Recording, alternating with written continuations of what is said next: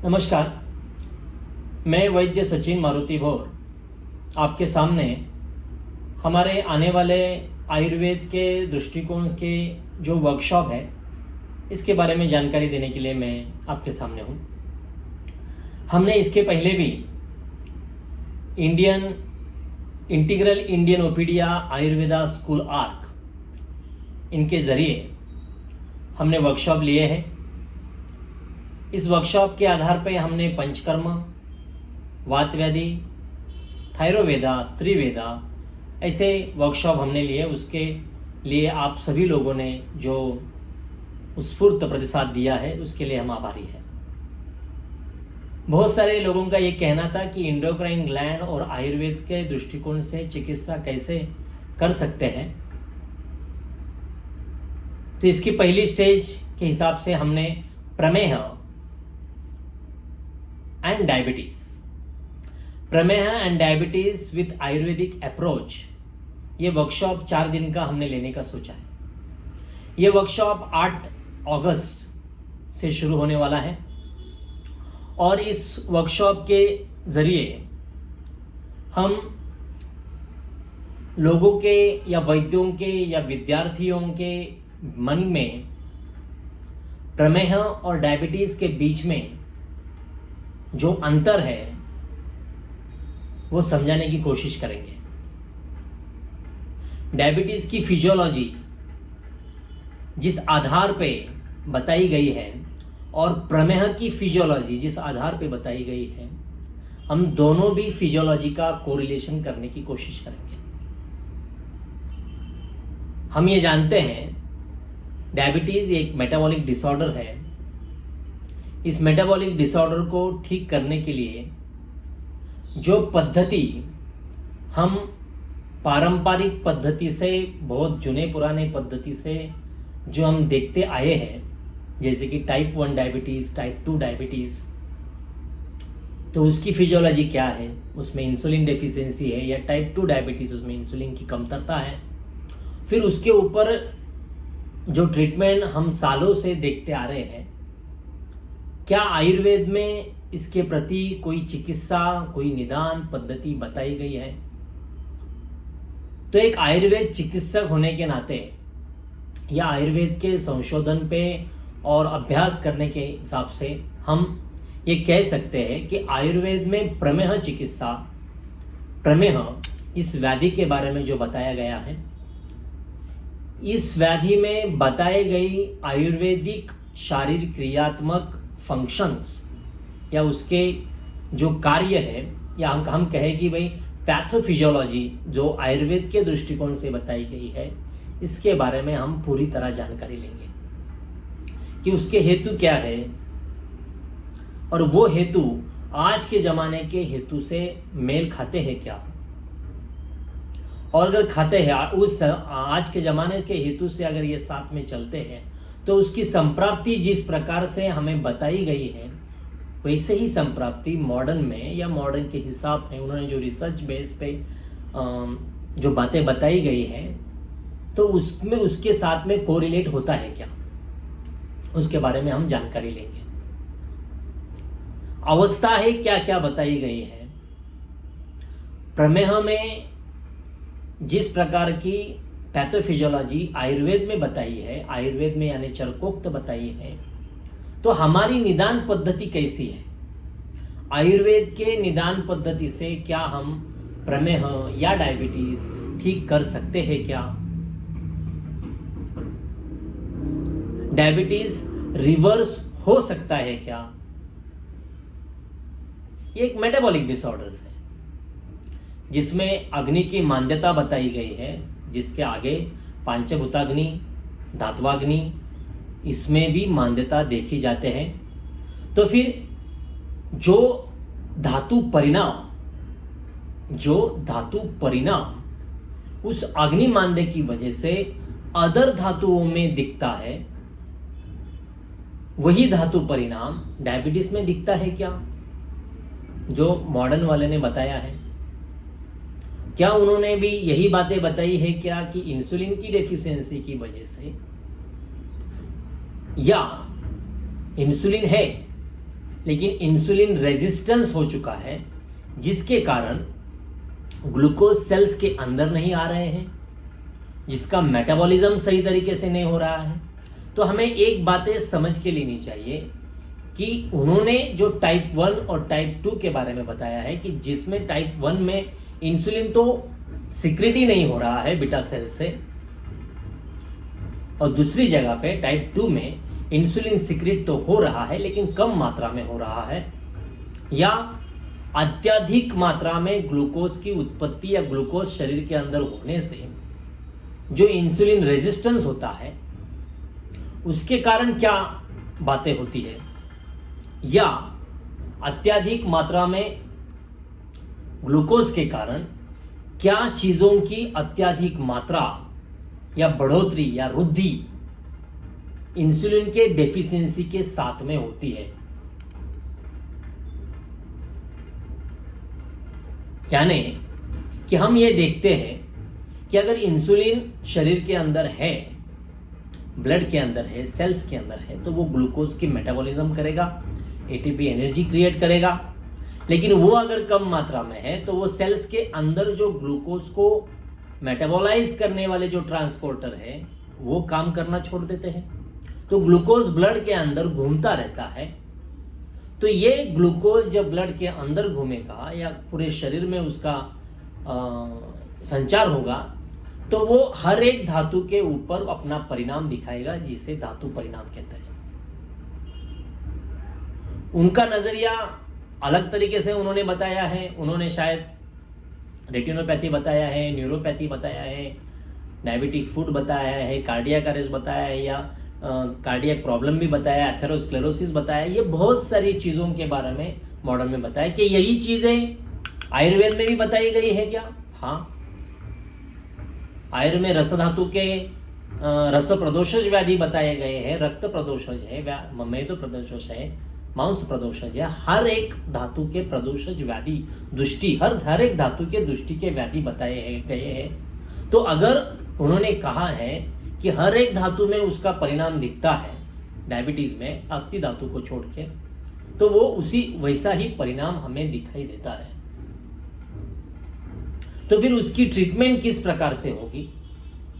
तो हमें जब उसकी ट्रीटमेंट देनी है तब हमें मॉडर्न का शास्त्र को साथ में लेना है या नहीं लेना है, या हमें आयुर्वेद को ही शुरुआत से, अगर कोई पेशेंट शुरुआत से ही हमारे पास में आता है तो हम शुरुआत से ही उसको आयुर्वेद की दवा देके उसकी लाइफस्टाइल को, उसकी हेल्थ डिसऑर्डर्स को ठीक करके आगे बढ़ सकते हैं क्या?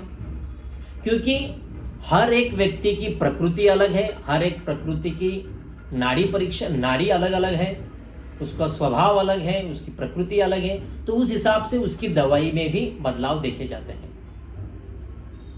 ये एक आहार विहार के गलतियों की वजह से होने वाला व्याधि है, जिसे हमें उसी प्रकार से ठीक करना पड़ता है। हाँ, ये रिवर्स होता है, क्योंकि जिसे हम कहते हैं कि भाई हम मॉडर्न वालों की जो निदान पद्धति है वो ब्लड शुगर लेवल चेक करेंगे, यूरिन शुगर लेवल चेक करेंगे, HbA1c चेक करेंगे, या जो इंसुलिन के जो एंटीबॉडीज़ है उसको भी चेक करेंगे। इंसुलिन एंटीबॉडीज़ रहते हैं, उसको चेक करके भी वो शुगर की डायग्नोसिस कर सकते हैं।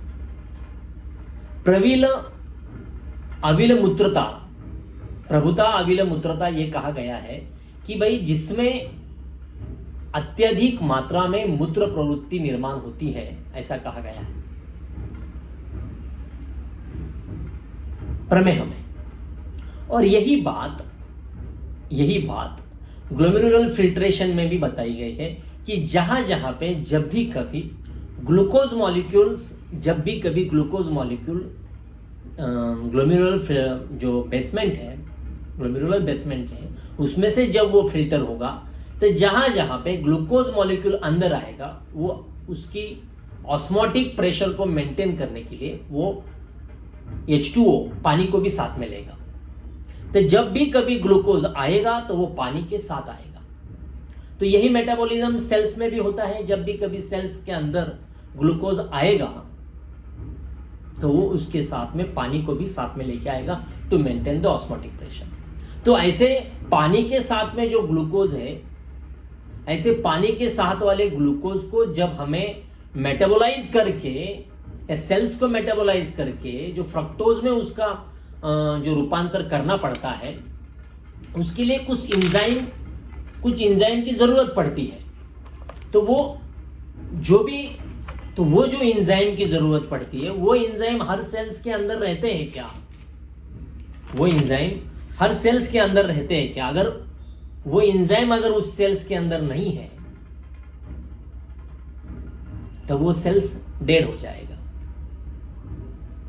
तो यही प्रभुता अविलमूत्रता, अत्यधिक मात्रा में ग्लूकोज का शरीर के अंदर से जाना, साथ में पानी को लेके जाना, तो ब्लड का वॉल्यूम कम हो जाएगा। ब्लड का अगर वॉल्यूम कम हो गया तो हाइपोथैलेमस में फिर से वो रिसेप्टर्स ब्लड वॉल्यूम को बढ़ाने के लिए हाइपोथैलेमस को स्टिमुलेट करेंगे। हाइपोथैलेमस से फिर स्टिमुलेशन आएगा, आदमी का थर्स्ट बढ़ेगा, प्यास बढ़ेगी और आदमी उस हाइपो वॉल्यूम को ठीक करने के लिए ज्यादा मात्रा में पानी पिएगा। जो हमें आम में अत्यधिक मात्रा में देखा जाता है कि तृष्णा आम के लक्षण को हमें बताता है। जो आम में यह देखा जाता है कि भाई अत्यधिक मात्रा में तृष्णा लगती है, यही बातें प्रमेह डायबिटीज में भी देखी जाती है। आम में अग्निमांद्यता होने की वजह से धातु की कार्यहानि देखी जाती है। इसी प्रकार की कार्यहानि हमें हर एक सिस्टम्स में देखी जाती है कि जब ग्लूकोज बढ़ेगा तब उसके साथ में प्रोटीन और जो प्रोटीन का जो मेटाबॉलिज्म है या कार्बोहाइड्रेट का मेटाबॉलिज्म जो है वो भी बढ़ेगा। जिस व्यक्ति में अत्यधिक मात्रा में शुगर बढ़ती है उस व्यक्ति में एटीपी एनर्जी कम हो जाती है, क्योंकि वो ग्लूकोज सेल्स के अंदर मिलता नहीं है, वो ग्लूकोज सेल्स के बाहर है, क्योंकि इंसुलिन रेजिस्टेंस है, क्योंकि उस ग्लूकोज को मेटाबोलाइज करने वाले जो ट्रांसपोर्टर है वो इंसुलिन को रिस्पॉन्स नहीं कर रहे हैं, जिसके कारण इंसुलिन सेल्स के अंदर नहीं आ रहा है। सेल्स के अंदर आएगा तो मेटाबोलाइज होएगा और एटीपी एनर्जी मिलेगी, जो एटीपी एनर्जी इंपॉर्टेंट ऑर्गन को मिलेगी। लेकिन अगर ये ग्लूकोज सेल्स के अंदर ही नहीं आएगा, जो सेल्स के बाहर घूमेगा, एक्स्ट्रा सेलुलरली घूमेगा, ब्लड के अंदर घूमेगा, इंट्रावैस्कुलरली घूमेगा, तो ये उस सेल्स को एटीपी नहीं मिलेगी। तो एटीपी मिलने के लिए वो सेल्स को हंग्रीनेस ज्यादा बढ़ेगा, तो फिर वो कार्ब ज्यादा खाएगा, खाना ज्यादा खाएगा, जिसकी वजह से पेशेंट का प्रोटीन मेटाबॉलिज्म अत्यधिक मात्रा में होगा, फैट मेटाबॉलिज्म अत्यधिक मात्रा में होगा, प्रोटीन मेटाबॉलिज्म अत्यधिक मात्रा में होगा, फैट मेटाबॉलिज्म अत्यधिक मात्रा में होगा, जिसके परिणाम से जैसे जैसे शुगर बढ़ेगी, ग्लूकोज बढ़ेगा, उस व्यक्ति का वजन घटते जाएगा। लेकिन फिर ये जो फैटी एसिड है, ये फैटी एसिड और उस व्यक्ति में अदर जगह पे आर्टरीज के अंदर, आर्टरीज के वॉल के अंदर इसका डिपोजिशन शुरू हो जाता है, क्योंकि इंसुलिन रेजिस्टेंस बढ़ेगा कि इंसुलिन के साथ एमाइलिन नाम का एंजाइम का कवरेज, एंजाइम का सिक्रीशन बढ़ता है जो फैटी डिपोजिशन के लिए काम करेगा। और ये फैटी डिपोजिशन आर्टरीज के अंदर जमा होगा, वेन्स के अंदर जमा होगा, जिससे एथेरोस्क्लेरोसिस होगा और जिसे हम क्लेद कहते हैं। ये क्लेद जमा होगा, ये क्लेद सिस्टम के अंदर जमा होगा, जो हर एक स्रोतों में स्रोतोपिधान करेगा या स्रोतोरोध करेगा। यही हमें समझना है, इसके कार्य कैसा होता है। इसका कार्य उन्होंने ब्लड शुगर लेवल देखिए, हम मूत्र की परीक्षण करेंगे, जो आचार्य चरक जी ने बताया है। आचार्य चरक जी ने मूत्र परीक्षण के हिसाब से वातज, पित्तज, कफज प्रमेय जो बताए हैं, इतने एक्यूरेटली बताए हैं कि उस हिसाब से अगर हम द्रव्यों को देंगे। लेकिन ये इस मूत्र परीक्षण कैसे करना है, कोई व्यक्ति अगर मूत्र प्रवृत्ति प्रमेह का करता है तो उसकी मंजिष्ठा में हरिद्रा में की मूत्र तो हमें कभी दिखती नहीं। वातज प्रमेह तो मधुमेह काल में बताया गया है। ऐसे काले रंग के मूत्र तो हमने कभी देखा नहीं। तो वो कैसे देखना है, उसकी निदान कैसी करनी है, उसकी संप्राप्ति को समझने के बाद उसकी निदान कैसा करना है कि भाई ये वातज है, ये पित्तज है, ये कफज है, क्या द्वि भी हो सकते हैं क्या, या कफ पित्तज है, वात पित्तज है, ऐसे हो सकते हैं क्या, ये हमें समझ के लेना है। प्रमेह ट्रीट करना जितना वैद्य की रिस्पॉन्सिबिलिटी है उतना ही उसको ठीक करने के लिए इच्छा शक्ति, मन में विश्वास उस पेशेंट में भी चाहिए, क्योंकि उसका आहार विहार हम ठीक कर सकते हैं, ये खाना है ये नहीं खाना है। उससे भी पहले उसे यह समझना चाहिए कि उसके शरीर में भगवान के स्वरूप में जो अग्नि है वो समझ के लेना बहुत जरूरी है। भगवान के स्वरूप में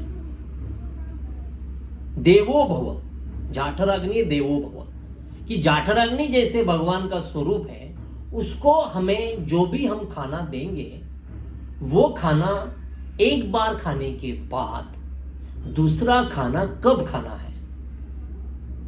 खाना मतलब सब चीजें हैं, जो भी चीज आप मुंह में डालते हैं वो खाना है।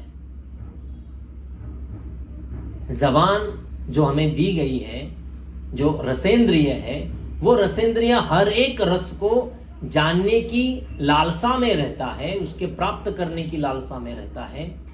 तो एक बार वो मुंह में रख दिया तो वो आपका खाना हो गया। तो पहला खाना हजम होने के बाद ही दूसरा खाना आपको लेना है। ये सिस्टम आपको समझ के लेनी है। ये कोई नई बात नहीं है, ये हम बहुत पहले से जान रहे हैं, लेकिन जितना मॉडर्नाइजेशन हम ले रहे हैं उसके साथ में हम अपने नेचुरल जो थिंग्स है उसे हम छोड़ रहे हैं। पहले से ही हमारे पास भारतीय संस्कृति में ये ब्रेकफास्ट नाम का कोई चीज नहीं था। सुबह उठने के बाद, सुबह जल्द उठने के बाद एक हल्का गुनगुना पानी पीने के बाद हम डायरेक्टली खाना खाते थे, और जैसा सूर्य जैसे सूर्य का उदय होता था उस हिसाब से हमारा खान पान विहार रहता था। सूर्यास्त जैसे हो गया, खान पान बंद हो जाता था, 7:30-8 बजे नींद ले लेते थे। अभी पूरा उल्टा हो रहा है। पैसे के हिसाब से हम भाग रहे हैं, प्रगति के लिए भाग रहे हैं, काम धंधे के लिए भाग रहे हैं। तो हमारा ये बिल्कुल कहना नहीं है कि आप काम धंधा मत करो, लेकिन आपकी प्रायोरिटीज, आपकी शरीर की प्रायोरिटीज और आपके काम की प्रायोरिटीज क्या क्या है वो आपको समझना बहुत जरूरी है। 24 घंटा काम करने की जरूरत नहीं, वैसे ही 24 घंटा खाना खाने की भी जरूरत नहीं। जैसे आहार इंपॉर्टेंट है वैसे ही निद्रा इंपॉर्टेंट है, नींद इंपॉर्टेंट है, और उसी प्रकार से ब्रह्मचर्य का भी पालन इंपॉर्टेंट है। व्हाट इज ब्रह्मचर्य? ब्रह्मचर्य माने आप जो सोच रहे हैं वो तो है ही, लेकिन उसके साथ में जो पंच ज्ञानेंद्रिय है, जो इंद्रिय है, उनके ऊपर आपका कंट्रोल रहना बहुत जरूरी है। आंखों से क्या देखना है, कितना देखना है, जबान से क्या खाना है, कितना खाना है, हर एक इंद्रियों के ऊपर आपका कंट्रोल रहना बहुत जरूरी है। इसे कहते हैं ब्रह्मचर्य। तो आहार, निद्रा, ब्रह्मचर्य का पालन, तो इसको आपके दैनंदिन लाइफ में किस प्रकार से फिट करना है। तो क्या डायबिटीज के पेशेंट को या प्रमेह के पेशेंट को, क्या वो देखो, pathophysiology of diabetes and prameha might be differ, but the goal of achieving for treatment में गोल अचीव करने में दोनों में भी हमें ग्लूकोज को कम ही करना है।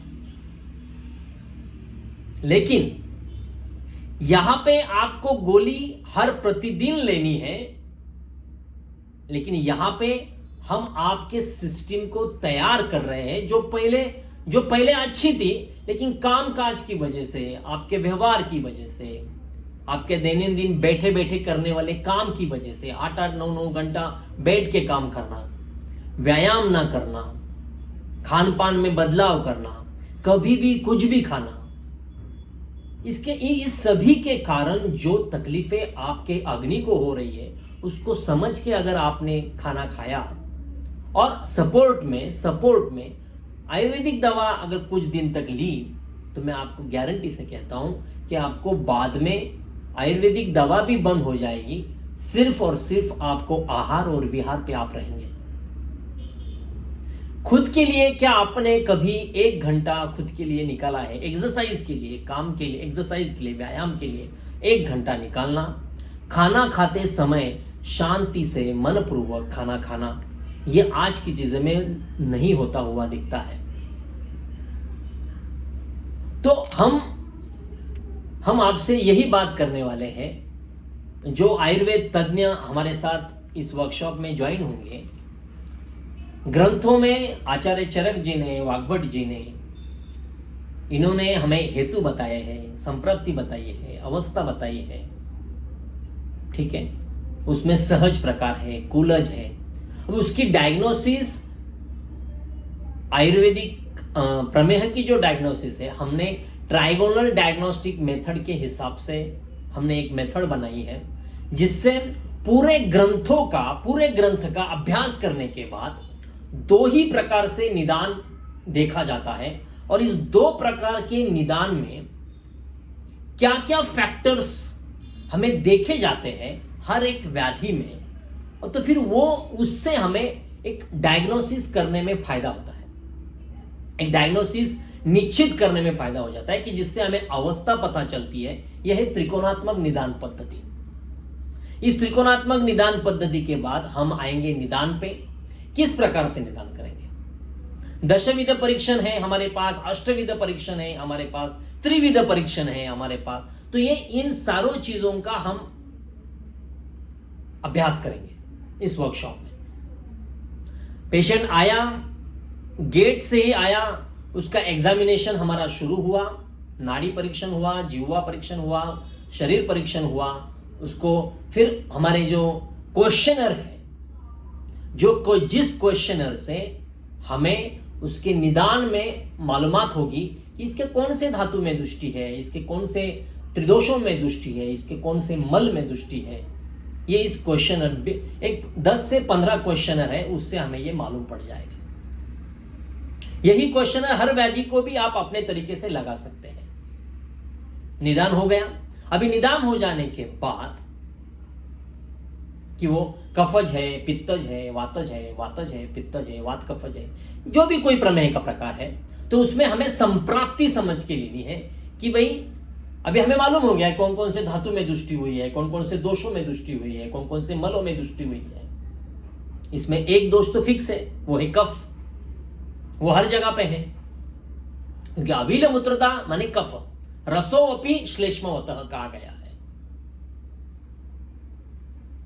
पहले रस धातु की दृष्टि तो प्राधान्य से देखी ही जाती है, इसमें वो तो है ही, क्योंकि कफ की दृष्टि है तो रस की दृष्टि है। और आश्रयाश्रयी संबंध कफ दोष का रस धातु से है, मांस धातु से है, मेद धातु से है, तो इनकी भी दृष्टि स्वाभाविक है।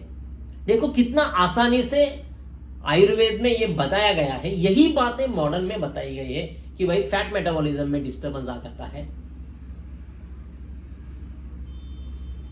जो प्रोटीन मेटाबॉलिज्म है, कार्बोहाइड्रेट मेटाबॉलिज्म है, इसमें डिस्टर्बेंस देखा जाता है प्रमेह में। फिर उसके बाद जो चिकित्सा का पार्ट हमें समझ के लेना है, इसमें हमें डायग्नोस्टिक जो मेथड है वो समझ के लेनी है। हम जीवा से निदान करेंगे, हम मल से निदान करेंगे, हम मूत्र से निदान करेंगे। तो क्या क्या इंस्ट्रूमेंट आपके क्लिनिक में होने जरूरी है जिससे आप इसका निदान कर सकते हैं? एक परफेक्ट निदान कौन सा प्रमेय है ये, क्योंकि आचार्य चरक ने उसके ऊपर कल्प बताए गए हैं। हम ब्लड ग्लूकोज के हिसाब से चिकित्सा नहीं कर सकते, लेकिन हम कोरिलेशन लगा सकते हैं कि 150 से लेके 250 तक का या 150 से 200 का जो शुगर की लेवल है, ब्लड ग्लूकोज लेवल है, क्या वो कफज प्रमेय है क्या? ये संशोधन की बात है। 200 से लेके 250 या 300 के अंदर की जो शुगर है वो पित्तज प्रमेय है क्या? और 250 से लेके 350 450 तक की जो शुगर है क्या वो वातज प्रमेय है क्या? ये संशोधन की चिकित्सा है। लेकिन हमें हमारे निदान के ऊपर ही स्टिक रहना है। अभी इन्होंने ये भी कहा है कि रस प्रदोषज व्याधि में पांडुता बताई गई है, रस प्रदोषज व्याधि में पांडुता बताई गई है, क्लैप्यता बताई गई है, वलिपलित बताया गया है। ये सारे लक्षण प्रमेह में भी दिखते हैं, क्योंकि प्रमेह ये रस प्रदोषज व्याधि है। तो मॉडर्न वालों ने इनफर्टिलिटी बताया गया है प्रमेह में, इंपोर्टेंसी बताया गया है, हेयर फॉल बताया गया है, वेट गेनिंग बताया गया है, स्थूल्यता बताया गया है। यही लक्षण रस प्रदोषज में बताया गया। कुछ अलग नहीं है, सेम ही है। देखने का नजरिया हमें सिर्फ वैसा रखना है। वहां पे वो मेटफॉर्मिन देंगे जो बाह्यतः जो शुगर खून में बह रही है उसको वो कम करेगी। तो डेली बेसिस पे आपको वो मेटफॉर्मिन लेनी पड़ेगा। इधर हम जिस सेल्स ने उस ग्लूकोज को अंदर लेने को मना किया है, जो ग्लूकोज ट्रांसपोर्टर है, जो ग्लूकोज ट्रांसपोर्टर ब्लॉक हुए हैं, हम उस ग्लूकोज ट्रांसपोर्टर के जो ओपनिंग बंद हुए हैं उसको चालू करेंगे, जिसे कहते हैं अग्नि। सेल्स के अंदर की जो माइटोकॉन्ड्रिया है, जो राइबोसोम्स है, जो साइटोप्लाज्म है, उसके अंदर जो एटीपी फॉर्मेशन हो रही है, जो क्रेब्स साइकिल बन रहा है, the Krebs cycle is nothing but the अग्नि, बिकॉज उसमें से ही हमें एटीपी मिलेगा। एटीपी माने उष्णता, अग्नि मिलेगा। अगर ग्लूकोज ही अंदर नहीं आएगा तो क्रेब्स साइकिल कैसे चलेगी? और क्रेब्स साइकिल नहीं चलेगी तो उसमें से वो एटीपी नहीं निकलेगा, एटीपी नहीं आएगा तो ऊर्जा नहीं आएगी, ऊर्जा नहीं आएगा तो हर धातु का पोषण नहीं होगा। यही एटीपी हर एक धातु में ट्रांसफॉर्म होता है, ऊपर से लेके नीचे तक। यही बातें हमें समझना है और इसको समझ के ही हमें ट्रीटमेंट देना है। तो किस प्रकार से यह उष्णता बढ़ सकती है? अग्नि को प्रज्वलित करने के लिए हमारे पास रस धातु को ठीक करने के लिए लंघन बोला गया है। क्या लंघन से अग्नि प्रज्वलित होता है? क्या लंघन से शुगर कम होगी? ये सारे बातों के बारे में हम जानकारी लेंगे। लंघन है, आतप सेवन है, व्यायाम है, ये सारे लक्षण रस धातु के प्रदोषज व्याधि में, रस धातु में अग्नि की प्रज्वलित करने में बताए गए हैं। और आज रिसर्च आर्टिकल यह है कि लंघन से शरीर के अंदर के बैड टॉक्सिन्स जो है, जिसे हम आम कहते हैं, बाहर के लोग कैंसर कहेंगे, कोई टॉक्सिन कहेंगे, वो डिटॉक्स होता है सिर्फ लंघन से। लंघन के लिए तो नोबेल भी मिला है।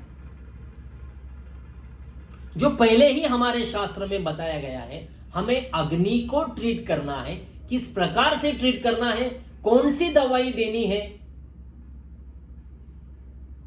उसके बारे में हम बात करेंगे।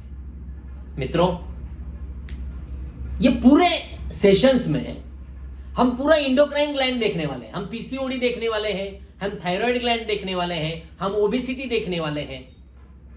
ये सारे रस प्रदोषज व्याधि है। हम रस प्रदोषज व्याधि को ट्रीट करने वाले हैं, लेकिन इनकी दवाइयां अलग अलग प्रकार की होगी। और साथ में हम केसेस के ऊपर डिस्कशन भी करेंगे, हर एक केसेस के ऊपर डिस्कशन करेंगे, प्रमेह के पेशेंट के ऊपर डिस्कशन करेंगे, उसके मॉडर्न के हिसाब से निदान में क्या चेंजेस हुए और आयुर्वेद के हिसाब से निदान में क्या चेंजेस हुए, ये भी देखेंगे।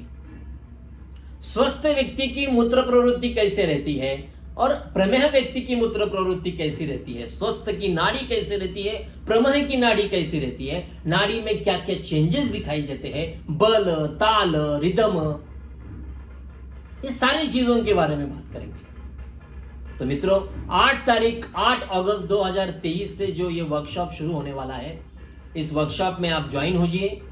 आपको लिंक में इस वीडियो के स्क्रॉल में आपको पूरी जानकारी मिलेगी। आपको कहाँ रजिस्ट्रेशन करना है, क्या करना है, ये सारी आपको डिस्क्रिप्शन में मिलेगा। तो ज़रूर मिलते हैं। मैं आपका मित्र वैद्य सचिन घोर। नमस्कार।